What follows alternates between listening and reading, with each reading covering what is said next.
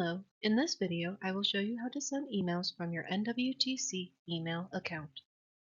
As a student, you will need to email messages to your instructors, advisor, other students, and NWTC staff. After logging into your NWTC email account, you will see your inbox showing the messages you have received. To send a new email, click the New Message button. Type the recipient's email address in the To field.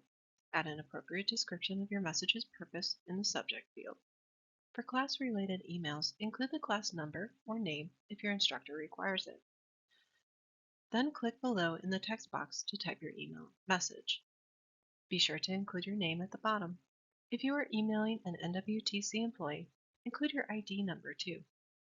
Be sure to review your email for spelling errors before sending. Sometimes you will need to send a file with your message as an attachment. To do so, click the paperclip icon at the bottom or top of an email message box. To select the file and click Open. When everything looks correct, click the Send button in the upper or lower left to send the email message and/or attachment. For more help, visit our Ask an Eagle website at nwtc.libanswers.com.